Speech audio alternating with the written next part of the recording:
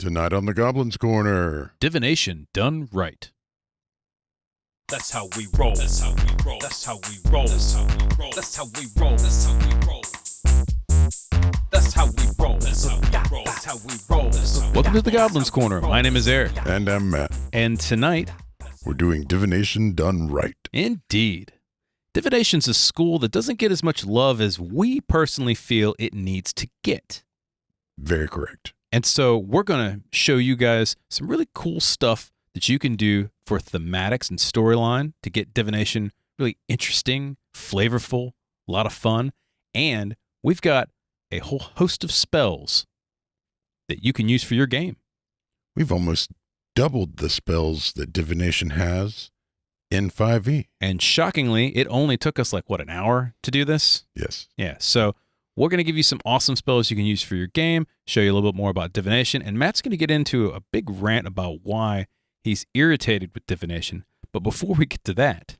We got a question of the week, man. Oh, yeah. So what do we have this week, Matt?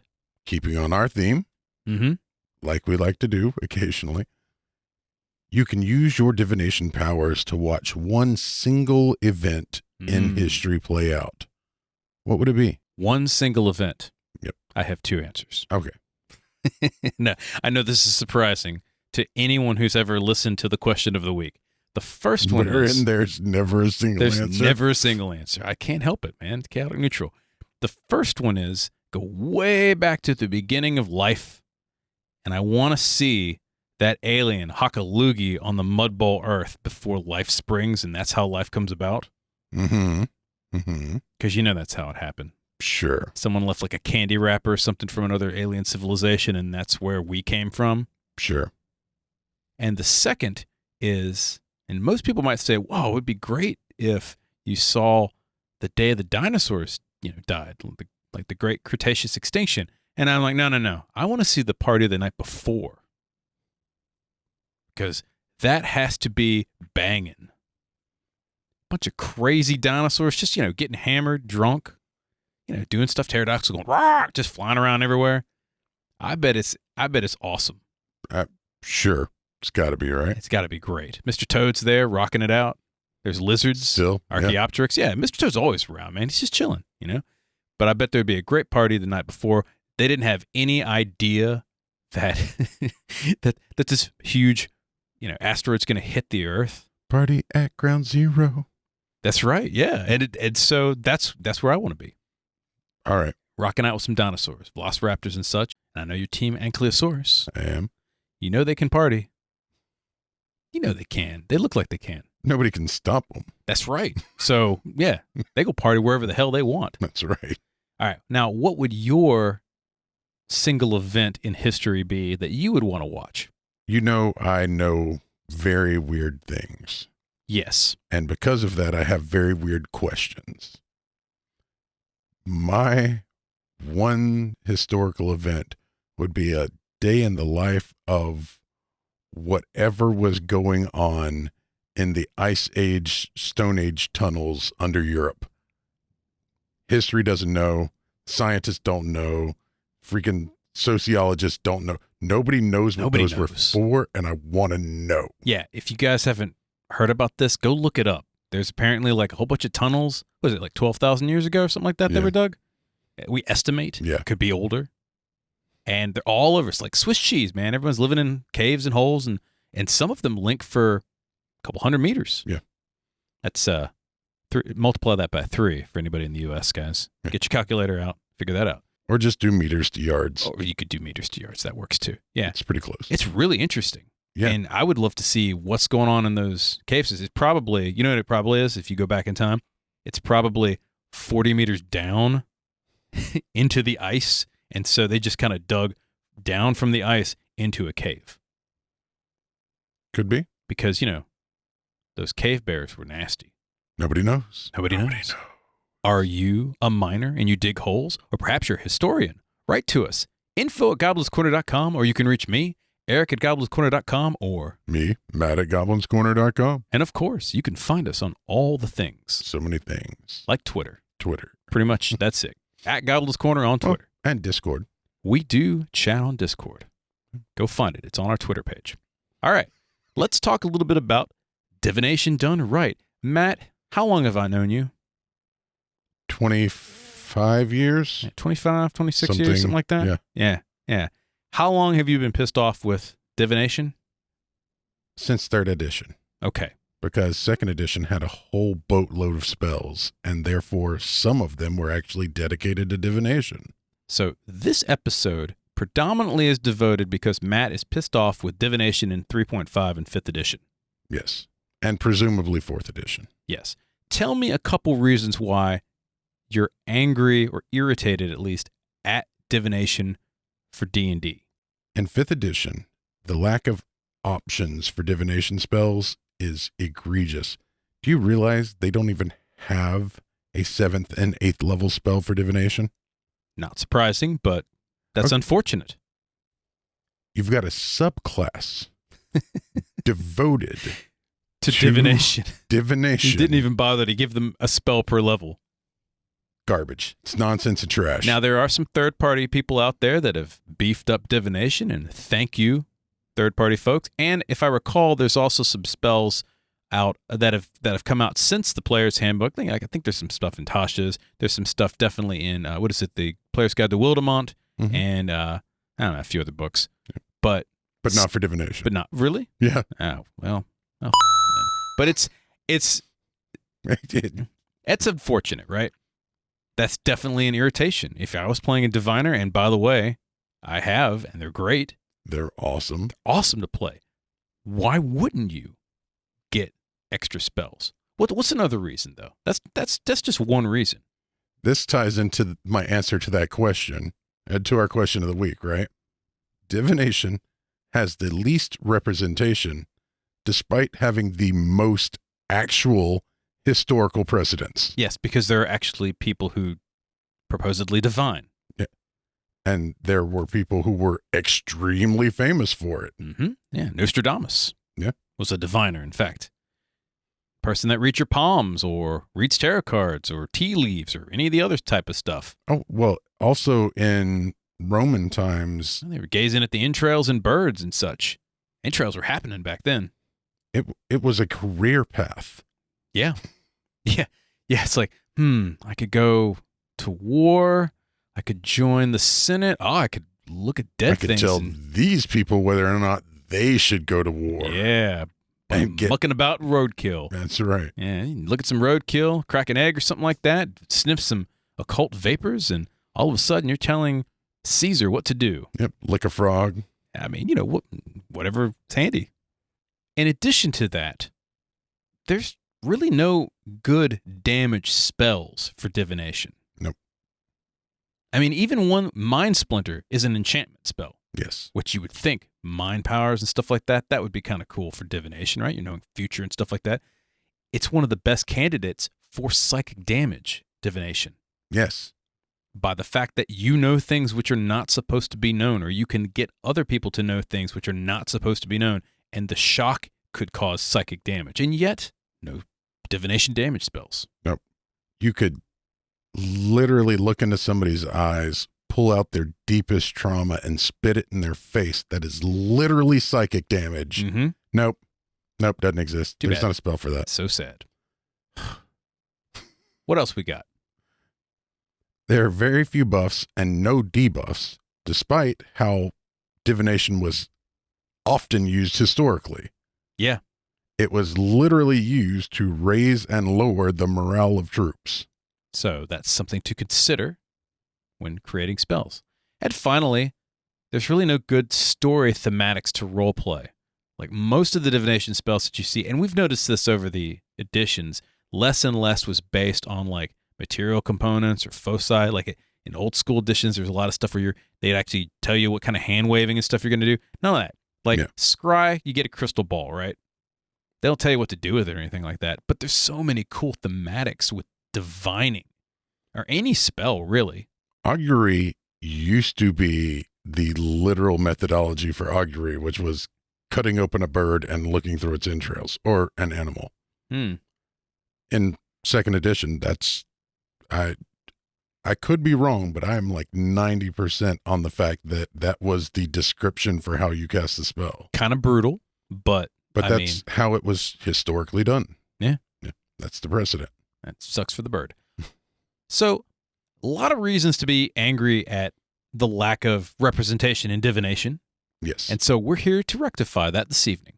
So, Matt, what is divination specifically? Like, if you were to look at the actual definition, say on Webster's or Wikipedia, like we looked it up at, what would you hear? Divination is a practice of seeking knowledge of the future or the unknown by supernatural means. Right. So, traditionally, this word specifically refers to being able to see or know things that would be difficult or impossible through your regular senses. Right. Without magic. Now, in terms of spells, Mm-hmm. everything is predominantly knowledge-based for divination. Absolutely. But there's a little more nuance to that. It's not just any knowledge, right? It is seeing the past or the future. Mm-hmm. It's remote viewing or listening Mhm. on a person, place, or thing. Yeah. It's also knowing the possible outcomes of current actions. Could also be stuff like contacting other realms or other entities to Yeah. gain knowledge. Could be increasing specific skills or knowledges. So you might all of a sudden know Kung Fu, Yes. and that is totally a divination ability. Additionally, there's also all kinds of other cool stuff like finding things or showing things that are hidden from view, whether that's magically hidden or just invisible or ethereal or whatnot, X-ray vision. Or literally just hidden. Yeah. And we say seeing things a lot of times when we're talking about divination, but this can also be hearing things, touching things, smelling things, tasting things. And even just knowing things. Just knowing things, yeah. So sensing things that aren't normally sensed. And also, and this is most interesting as well. Yeah, interpreting dreams. There is tons of historical reference for that. And this could either be a method, interpreting dreams, or it could just be straight up, I interpret these dreams and now I know stuff. Yeah. Which is really cool. It's funny to me that for some reason, knowing things and sensing things is often considered weak. That seems ridiculous to me. If you talk to any military person, knowing things, what did G.I. Joe say? Knowledge is half the battle, man. You know? Every damn episode I learned that. Right? It's like once you know something, you can plan for it. Exactly. What do you do before you attack a target? You scout ahead. Forewarned is for, I don't know. Damn it. Forewarned is for victory. That's what it means. I don't know what the actual phrase is. I'll come up with it later. So yeah, so divination is cool. And there's a lot of stuff we can do to make it even cooler. And so we've come up with a couple of ways to do divination right. Yes. Now, all of these are options that you can take for your game. You don't have to use any of these. Of course not. You can use all of them if you like. Sure. And we wholeheartedly ask you to add to these if you wish, because these are just some samples, right? Yeah. Let us know if you love the ideas, if you hate the ideas, or if you think they need some cleaning up. Yeah. But these are just a couple we came up with, just on the fly, to make your divination or your diviner, or even just the role-playing aspect of it, more fun and interesting to play. Instead of just saying, I scry. Okay, now I cast clairaudience to hear what's going on, or, whatever. I rolled my 2 portent dice this morning because that's really why I took this class. I get my dice bonus. Thanks, that's great. But there's a lot more to it, right? So the first thing you could do is you could add buffs and debuffs due to being able to predict potential outcomes. Yeah. So basically, mathematically speaking, you get buffs or debuffs, but thematically, it's because the descriptions in the spells or via the DM describing the spells, it's because you're able to see probable futures. Now, some of that concept, like I touched on it just a second ago, some of that was addressed with 5E's, the Diviner's Portent ability. Yeah, giving you a couple extra D20s to roll. Right. But this is the theme of the entire subclass and the entire school of magic. So there should be a little bit of emphasis on that, because if you know the outcome, it's within reason for the divination school to have the ability to influence the outcome through the spells. what else can we do to kind of beef up divination just a tad? Add damage options. People are going to think I'm crazy. Divination's not a damage school. Okay, hear me out though. If you take psychic or force damage by causing others to view possible harrowing paths. Seeing your parents naked. Right? There's so much. Because there's nothing in divination that says you're required to cast that spell on yourself. That's a good point. You could cast it on somebody else. Make them see something they shouldn't have seen. And they really didn't want to. See things no one else can see. Do things no one else can do. Real things? Yeah, so damage options are great. Psychic damage by forcibly causing others to view those harrowing paths is totally within reason within the line of divination. Yeah. It's not illusion. This isn't something that you're making up. This is something that could literally happen any moment. Yep. Now, something we didn't add, ironically, is utility spells. Now, there are some, but there could be an entire plethora of utility spells. Here, I'll go ahead and tell you a couple that you can go ahead and add right now. Tasting something you're not supposed to taste. How about detect ethereal, which doesn't seem to be on the list for 5th edition. Right.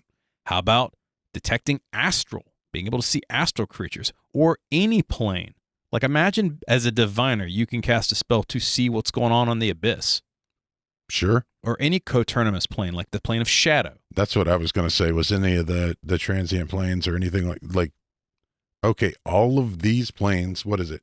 Shadow, Fey, astral, ethereal. Far realm. Maybe in some spots. Sure. How about being able to see what's on the other side of a portal as a spell? Right. Yeah. I mean, and that's just seeing stuff. Again, you know what I would call that spell?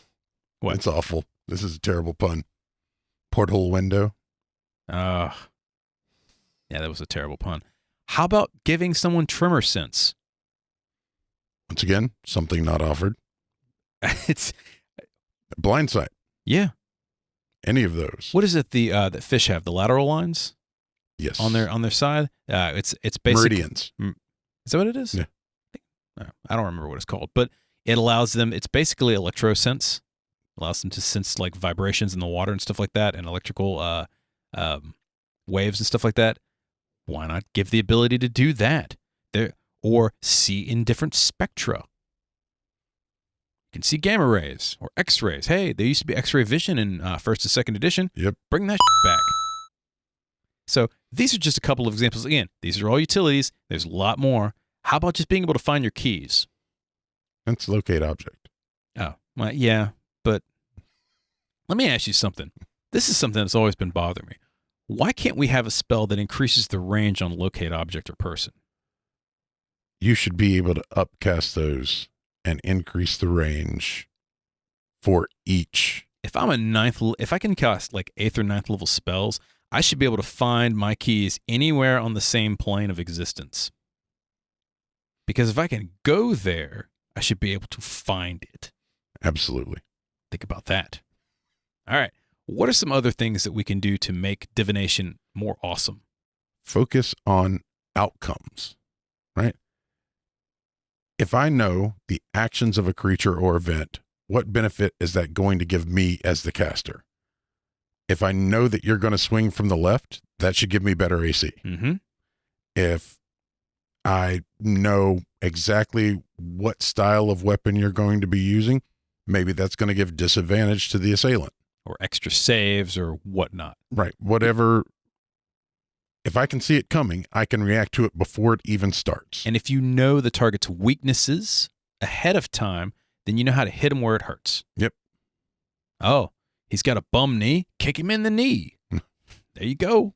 Bilbo could have gigged Smaug off rip if he'd have known in time. Very true. I'm not saying he would have in that portion of his character arc. But he should have known. He should have known. Yeah. Hashtag he should have known. One thing that I always say, and you've also said this on many different episodes, lean into the flavor, Yes. particularly in spells. Yes. Look, it isn't written anywhere that divination effects have to affect the caster, as you mentioned. Yeah. But it also doesn't really write in a lot of the ways that they cast spells. And that's something from a player perspective that a lot of new players particularly are wanting to do. Yes. Like they want that role-playing aspect. Now, if you're with a group that doesn't really play that way, that's fine. You don't have to lean into that. But it's a lot of fun, and it gives you something more interesting to do than just say, I cast a spell. Yeah. There's nothing wrong with that. But you should have the option. Yes. To do more. And some suggested options would be nice as well. Yeah. Okay, since we're on the subject of thematics and spell descriptions, stuff like that, let's talk a little bit about material components and thematics. Okay. There's a lot of really fun things you can do to beef up the rituals of spells and particularly the material components in divination. Now, your typical trope is what? Crystal ball. Yeah, every time, right? I gaze into my crystal ball to cast scry. I mean, it's on the graphic for our video, but there's a lot of really cool stuff that you could do. Divination's been going on for thousands of years. And this isn't an exhaustive list at all, but by any stretch. No. Because we don't have all day. Yeah. I sat down for a few minutes. Matt sat down for a few minutes. We came up with just a few examples of some things you could use to flavor your custom spells or even the existing ones a little bit better. So let me give you an example here. Instead of a crystal ball to look at stuff, maybe a material component or a focus would be runes, like old Norse runes. Sure. Some blooded runes. Yeah. That's how you charge them, my friend. Some dice. Or even just carved bones, like some knuckle bones would be cool. Or, yeah. Or just bones that you put in the fire to char them. Mm-hmm. The cracks. Yeah. Learned that from Avatar. I didn't know that. Yeah, Avatar, the Last Airbender. Tea leaves. That's been going on forever. Yep. Then you've got some of the more current ones. Tarot cards. Mm-hmm. Or playing cards would also work. Any types of cards. Yep. Humming mantras to sink into a trance. Yeah. Speaking of trancing, you could just go to sleep and interpret your dreams to decipher something. Yeah. Can you imagine that? Just tell me, Oracle, will my army destroy my enemies? Hold on just a second. Let me make my nighty time tea. Let me take a nap. I will let you know. Can you imagine playing a narcoleptic diviner that just passes out at random moments and gets visions from the future? That would be great. Or a cleric of knowledge that he just randomly falls asleep occasionally, and when he does, he gets beamed to Flashes, the mothership. Yeah, just the mothership just flashes information to him from whatever god of knowledge he's following. That would be awesome. He's on a horse, just falls right off, just kind of rolls down the street. He gets up, he's like, guys, don't go down that hallway. It's going to be real bad. What fun would that be to play? That would also make a fantastic NPC. Oh, yes. For just random things to throw at the characters. Hell yeah, that'd be awesome, man. I love that. And the way you meet him or her, you're riding down this forest path, and there's a dude that looks like he's dead in the middle of the path. He wakes up, he's like, I knew you would be here. I just saw it. Exactly. Here's a couple of other examples. Created works such as painting something or doing a wood carving. Yes. Or weavings, like weaving a tapestry or something like that. It's been woven into the fates of tapestries. Yep. Cool stuff. What else can we do? You got crystals, floating talismans. A mirror is a big one in a lot of different cultures. Yeah. And not just like your standard silver mirror, but polished obsidian, like black mirrors are a big deal. Yeah, black mirrors would be cool. Panes of glass and how the patterns form. A bowl of water. Yeah. That's a surprisingly common, it's called a scrying pool. Yeah. Why isn't that in any descriptions? Who knows? Add them back in. Here's some other ones. Noxious chemicals or strange drugs. Yeah, the Oracle at Delphi. Yeah, sniffing the crazy vapors. Came up with all kinds of cool stuff. Yep. Entrails we mentioned already. Mm-hmm. How about a fresh brain? Dig through the brain folds and decipher the future. Blood and floating eyeballs. Yep.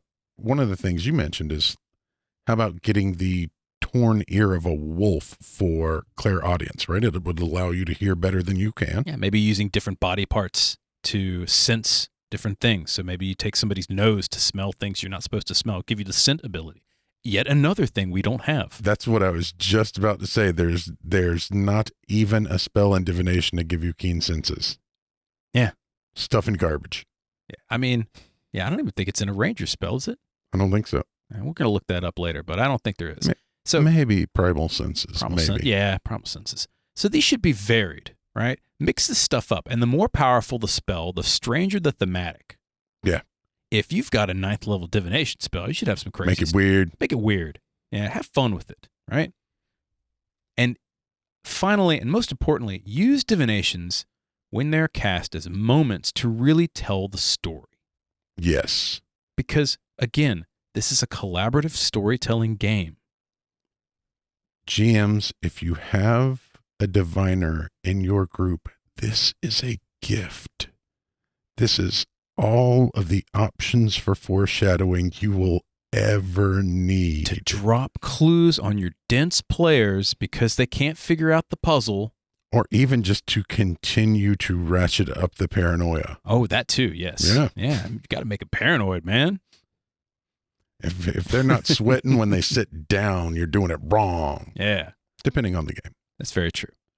All right, so we're going to talk a little bit more about divination, and we're about to jump into some awesome spells, but we'll be right back. After these messages. You with the face. Do you like what we have to say? Help our channel rise from the depths like the mighty Godzilla. Please like and subscribe and ring the bell and do all of the necessary YouTube. What he said.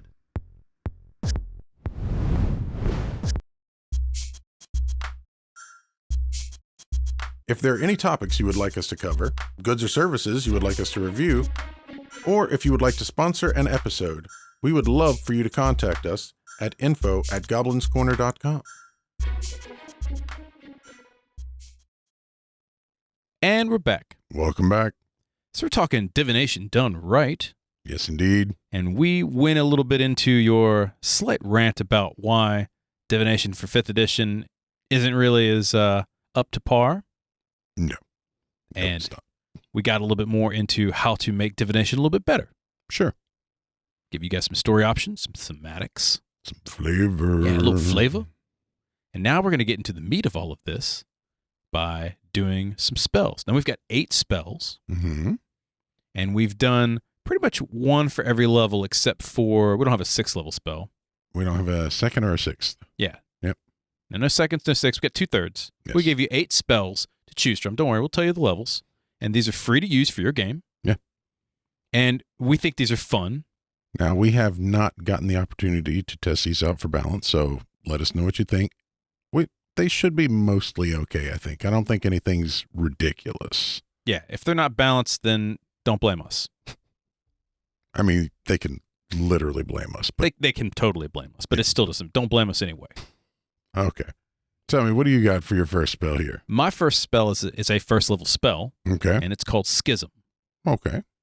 And I'll just go through some of the basic stats here. Casting time, 1 reaction. So it's a reaction. Okay. Duration, it's instantaneous. Verbal and somatic. Range of 30 feet. Target 1 creature. So it could be me or it could be another creature. Sure. With a violent chopping motion, you give the target knowledge of their next potential outcome, causing them to misstep. Target must make a whiz save or lose their action. So imagine if you were big, beefy assailant coming up with a meat cleaver in their hand and a unfortunate expression on their face, like they're really about to do something unfortunate to you. Right. And as a reaction, before they hit you, or maybe even when they do hit you, you give them kind of a brief glimpse of possible futures, right? You could either do this or that. You could have the chicken or the fish. Right. And it just causes them to screw everything up. And because of that, they don't hit you. Or they miss their action. They just don't do the action. Right. They still get their move. They still get to keep their reaction, but their action for that round is shot. Gone. Yep. That's it. That's all it does. First level spell.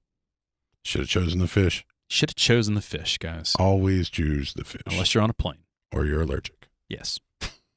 All right. So for my first spell, I've got Borrowed Potential. Okay. Tell me a little bit about borrowed potential. It's a 3rd level spell Mm-hmm. with a 10-minute casting time. It's a ritual. Oh, so you could do it as a ritual as well. That's nice. Duration, 1 hour. Cool. The target is one creature. You delve deeply into a life that you might have lived had things been different. You gain proficiency in one skill or one language. Mm-hmm. You may only grant one skill and language per target. Very useful. So you don't get to become a polyglot. You don't get to know all of the skills because you woke up extra early this morning or anything like that. But you can, it's designed to help fill holes in parties. Mm-hmm. And, just maybe you have somebody in your party that wants to talk to somebody that isn't particularly adept. You just give them a little nudge. And we'll help out. Be a guy. Grant you the diplomacy skill for this action. Exactly. It happens to be, the gruff warrior or something like that. Hey, look, I'm just saying. Help your friends out. The thief is dead, and we need to open this lock. Yes. I mean, sometimes you got to get out of the dungeon, and the only way you get out of the dungeon is for the wizard to be Batman. Yes. And the wizard is now Batman. Grants herself or another person the ability to be Batman. Yep. Who's the most dexterous? You. Yeah, the you monk, are now. Yeah, the monk is now the rogue. Ta-da. And I love the idea of granting a language as well. Had things been different, I'd have known it. Mm-hmm. Now, what's interesting about this also is it takes an hour. Do you have to know the language or the skill? No. You're borrowing it from a different you. So I literally know Kung Fu. Yes. Cool. That's great. And how handy would that be just anywhere?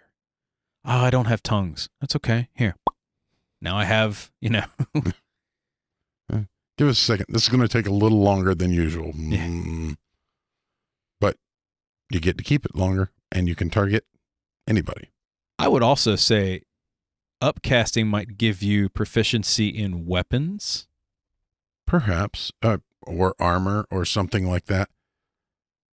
I think if you're going to change the basic premise of a character class, though, you would need to make it a different spell and possibly have like a more expensive material component for it. Yeah. I just think it'd be kind of interesting. This is what I see. All right. First off, imagine. You just want them to know Kung Fu. No, not that. Not that. That would be kind of fun. But I see this. Okay. You get captured. You're a wizard and they want you to fight in the gladiatorial pit. And you're just this typical scrawny wizard. You've got no skills. And then you cast this spell and you put on the chainmail. Sure. And you grab the sword and you proceed to whoop people's ass. It's just kind of funny. Long spear. Tensor's transformation would do that as well. Yeah. And probably more efficient. Probably. Yeah. Okay. So forget everything I said. But it just, I might be worth upcasting at some point. Now you've got another 3rd level spell. Is that correct? I do. And it's called what? Seek the Method. Cool. Tell me a little bit about Seek the Method. Well, we know it's a 3rd level spell. It's true. We know these are all divination. Is it, what's the casting time? One action. Mm-hmm. The duration is instant. Mm-hmm. It's verbal, somatic material. The material component is an eye-shaped amulet made of bronze and emerald. So like the Eye of Agamotto? Sure. The range is 120 feet, and the target is one creature. Nice. So here we go. You view your target through an eye-shaped amulet and watch rapidly playing out scenes of you attempting to destroy this person or creature. You learn its vulnerabilities, resistances, and immunities. Fun. Yes. That's it. Yep. So now you know their vulnerabilities, you know their resistances. It would be something like, I'm thinking Final Fantasy. What is Like it? scan? Yes, scan from Final Fantasy. Yeah.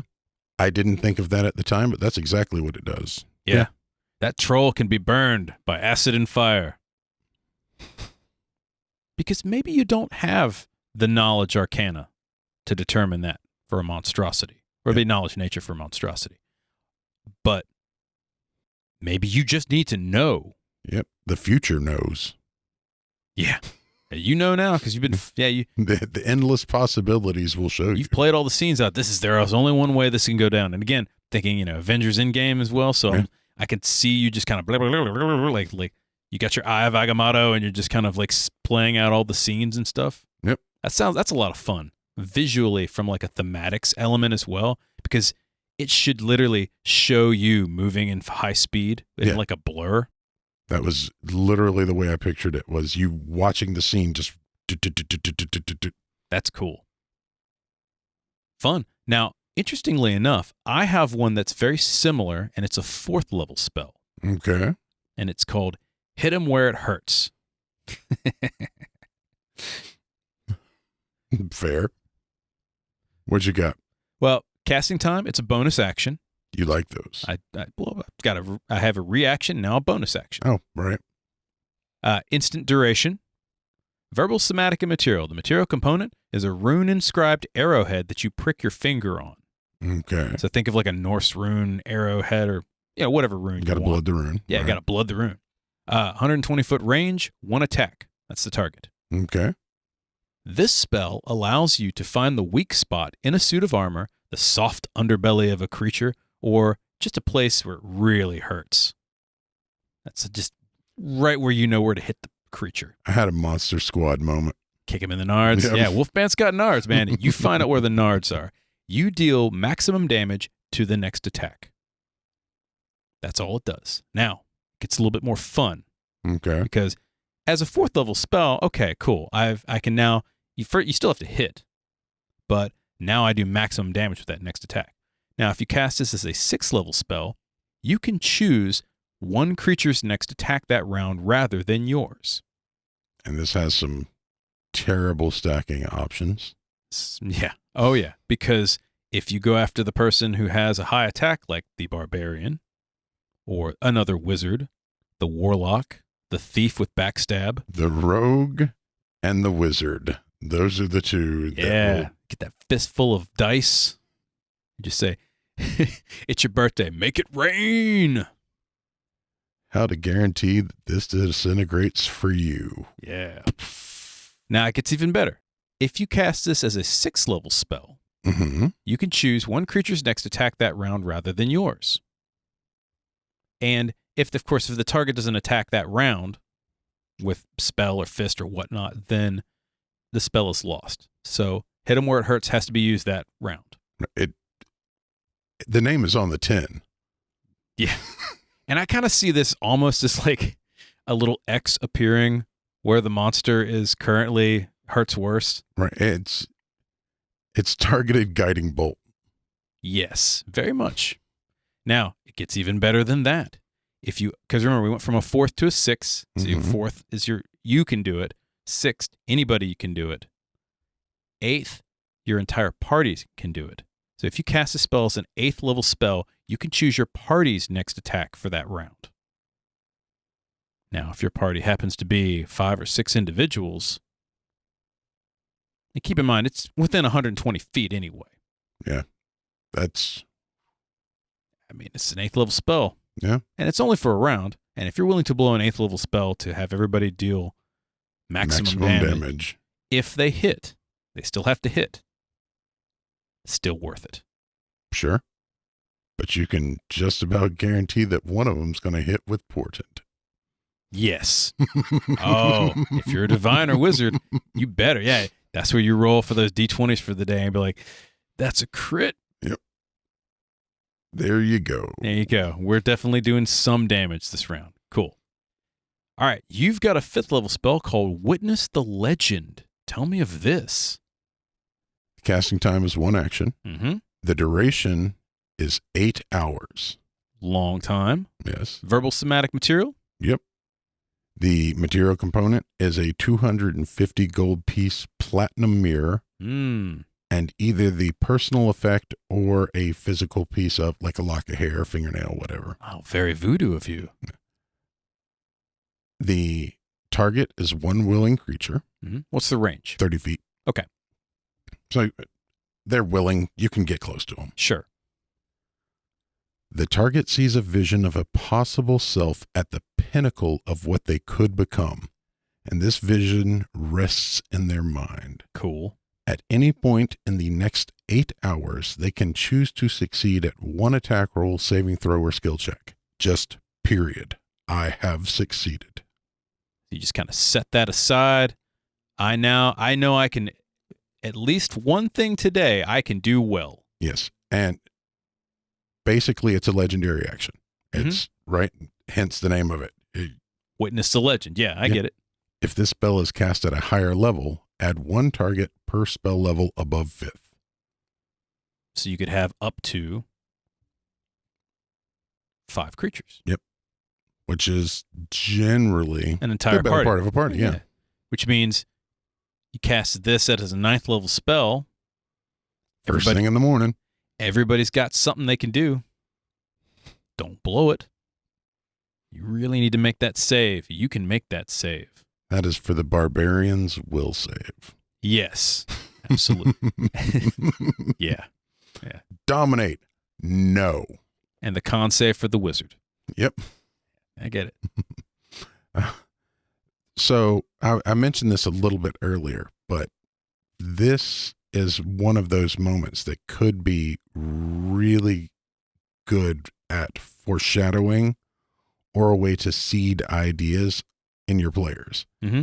If the DM knows that your players have specific goals in mind, then that legend, that moment that you describe that legendary them can reflect those goals. Oh, so thematically, when while casting the spell, you can kind of describe out everybody at the pinnacle of their being and seeing where they're becoming. So if a player wants to, say, become a powerful wizard, you might see a spell book in their hand, and they can even see the name of the spell book on the binding and stuff like that. And then that gives them the ability to maybe go find that book. Sure. And that was the other thing is you can seed item ideas for them, especially if you already have plans for specific items for those players. Tal'Dorei has things called vestiges of divergence. Mm-hmm. If you're planning on bringing those items into the game, a spell like this is a great way to seed that idea. Just things like that. Yeah, that sounds fun. All right, we got 3 more spells left. We got a 7th, an 8th, and a 9th. 7th spell, we've got the Darkest Timeline. Yes. This is a 7th level spell. 1 action, duration, concentration up to 10 minutes. Now we've got verbal somatic. I would say we should probably throw some material into that as well. For the Darkest Timeline. Black Mirror. Yeah, that was exactly what I was thinking. We should throw a black mirror, a shard of a black mirror. I'm with it. That'd be cool. Range of 60 feet, target 1 creature. You fill a creature's mind with visions of the darkest future which would come to pass. The vision is so real, the target is unable to react to the world around it. The target must make a wisdom saving throw each round. The target also is stunned, blind, and deafened for the duration of the spell, at least until it takes damage or it makes a successful, save at the end of the round. Right. Now, if they make a save, it breaks the spell. So they're no longer, blind, stunned, and deafened. But that's good. That's good. But they take 5d8 psychic damage. Yeah. So when the spell ends, they're taking 5d8 psychic, period. Yes. I can understand that. Have you ever had somebody wake you up from a night terror? It's horrifying. The awfulness of the dream bleeds into reality for a moment. And this is a dark future, so this could potentially happen. Now, as a savvy DM, I would make it happen. Particularly if this affects the player characters. Yes, if this gets cast on a player, then DMs, add this into your little repertoire and give them a dark future that could potentially come to pass. What a great story option. Oh my God, I saw something I shouldn't have seen. Everything was burning. The dragon burst out of the volcano and just leveled the whole countryside. And they could literally go and find that dragon. Maybe they wake him up. I was going to say, they could be the cause of that coming true. Sure. Now, creatures immune to fear are unaffected by this spell. Makes sense. Yeah. But aside from that, it's a 7th level spell. give or take. Get him. Do damage. So the next one we have is our 8th level spell. And that is Violent Ends. You notice these are just getting worse and worse as far as destruction is concerned? Like, we didn't really pull any punches on some of these. That is because they softball divination. And We're playing hardball. I don't like We're it. throwing rocks at people. I am offended and I'm showing my offense. Yeah. All right. So tell me a little bit about Violent Ends. You said it's an 8th level spell. What's the casting time and duration? 1 action, duration is concentration up to a minute. Okay. The range is 60 feet. Target is 1 creature. Verbal somatic materials? Verbal. That's it? That's Okay. theoretically, there are infinite paths that your life can take and therefore infinite ways to die. Yes. This spell provides the target with the unique experience of getting to witness their violent end in as many ways as the universe has the creativity for. Cool. So they just see themselves dying over and over.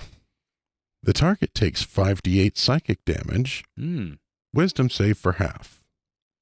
The target continues to take damage until it succeeds on 3 wisdom saves or the end of the duration. So it's going to take at least 15d8 minimum. Yeah, well, it's only going to take half of those if it saves 3 in a row. Yeah. Because I'm kind of gentle. Uh-huh. But it could potentially last for an entire minute. I mean, yeah, that could also happen. So it could be 50d8 if they really fail. I mean, sure. That's a possibility. Statistically, it'll only be 25d8. 50% there, right? Yeah, depending on which character you cast it on. I mean, if you're going to really want to kill somebody, I'm casting it on the Barbar. Yeah, because he's got the lowest wisdom. Most likely. I love this. And that's all it is, really. Now, again, going down dark paths and stuff like that. What if you shunted them into that reality? I would definitely throw one of their deaths as dying to the spell. That would be funny. And as a DM, you probably have figured out how all of your characters are going to die anyway. I mean, I have. Yeah. I mean, you should. In a lot of cases, it's going to be curiosity. Yeah. And have it for the spell for a player character. What a fun way to throw some intimidation. Sure. I mean, you can out-fear the illusionist on this one. And that's the thing is, none of these are illusion. These are things that could actually come to pass. Yeah, these are all probable futures. If I were a diviner, I would make sure that everyone was aware I don't use illusions. Everyone would know that. And therefore, anything I did to them is a thing which can occur. Potentially. Yeah, I love that. That'd be a mean diviner, man. You're not around here. Nah, you get out of bed in the morning and you're like, yeah, I'll piss a little vinegar here. All right, we got one more spell. We're saving the best for last, I like to think. This is clearly one of yours. This is obviously one of mine. It's a 9th level spell, guys. Just to let you know, it's called Stop, Collaborate, and Listen. We know it's 9th level. It's casting time 1 action. Duration's only 1 round. Okay. It's got a verbal somatic material. Okay. Material component is ice and a vanilla bean. Range of self. Mosey's going to appreciate Mosey will enjoy this. Thank you, Mosey. Range of self, area 120-foot radius. You and anyone you choose within the radius cast your minds 1 round into the future to glean the actions or consequences of the next round. Okay. So I have shunted our brains and we are watching the best of the best going on around from the future. You're on a couch just watching the next few seconds play out. Kind of like The Simpsons, just seeing like what's going on in the world, right? Right. Everyone is involved is aware of each other's actions, which gives all allies within the radius advantage and all others disadvantage on attacks, saves, and ability checks. Okay, that is brutal. Yeah. 100%. So everybody in a 120-foot radius that you designate. So Either gets advantage or disadvantage. pretty much, yeah. You get to determine that. In addition to that, knowledge of potential actions are shared amongst your allies, granting them the ability to plan out the turn as a group, if you wish. So this is one of the time where your players can actually metagame their actions because they're in their living room discussing the fight they just saw. 100%. So imagine you cast a spell, boom, boom, boom, boom, boom, boom, bling, bling, and then all of a sudden you say, stop, collaborate, and listen, get everybody together, and you just basically describe, all right, this monster's going to hit you, this monster's going to do this, the dragon's going to be fire, or maybe you guys are all falling to your deaths, right? And you hit first, and this is how you're going to burn to death. And, you guys are only 5 feet from each other. You're going to need to make a dex save or something like that. So basically, you tell them what's going to happen next round, right? Mm-hmm. If they're trying to deactivate the bomb, the alchemical bomb, the bomb explodes. So everyone has a round basically to redo. Sure. It's a nice little spell. Yeah. Now, it's very similar to Foresight, but the difference is it's not 8 hours. It's a round, but it's everybody in a 120-foot radius. Right. Knowing this also, you know that because the monster is going to be attacking the wizard and not the barbar can move ahead of time and, whack him for advantage. He knows how he's going to strike and win. Yep. So it's a great thematic element to a 9th level spell. Now, this is going to require the DM to decide what is going to occur and to stick to that decision. Yes. Because normally, when you're in rounds, your people can make decisions based off of other decisions that have been made. But if you say the were-alligator is going to attack the wizard, then the were-alligator must attack the wizard even if the barbarian moves to protect him. Mm-hmm. Because that's what was foreseen. So keep that in mind. Maybe you're going to want to build a little bit of flexibility into what's going to occur, but maybe not. Yeah, I'll give an example of how that could be interpreted. Let's say the were-alligator is going to attack the wizard. Now, if the barbarian gets right in front of him, then the were-alligator can't attack the wizard. Right. So he's going to have to attack the barbarian at that point. Sure. And so, but your characters would know that. And as a DM, you should tell them that. Like, if he is unobstructed, he is going to attack the wizard. Or that warlock is going to cast Mage Bolt at so-and-so. Right. And so that lets the characters plan accordingly. And I would give them a couple of minutes, like, in the game, to play around with it, even though, like, this is all happening. Because the idea is that this is instantaneous, right? You've basically slowed time down so that you can see that one round and everybody gets what's going on. Sure. And so you could basically say, okay, cool. Because he's going to do that, you go behind him, or barbar, you jump in front of him. He's going to attack you instead. Right. You see how that works? And then it happens according to the turn order. Right. Yeah, no, I agree.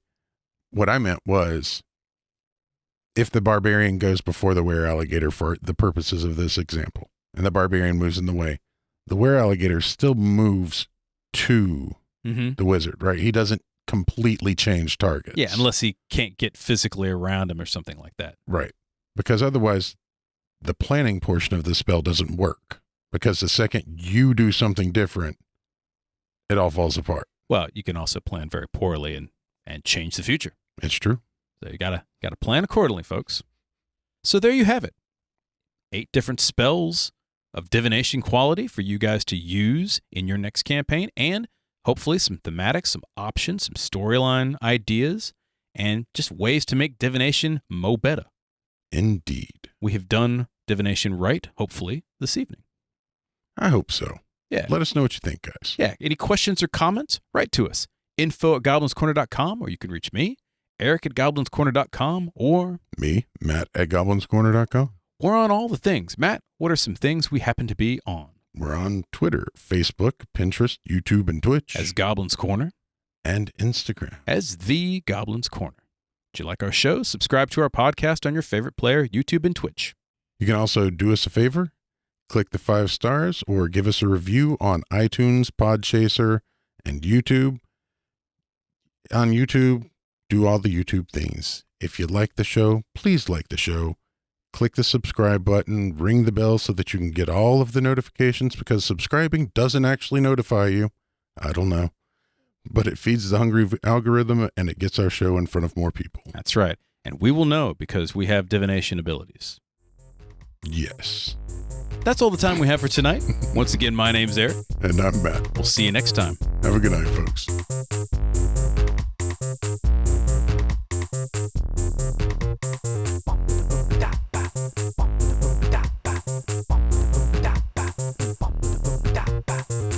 The Goblin's Corner is written and produced by Eric Holden and Matt Staples. The music is by the Mighty D20. This has been a Subterranean production.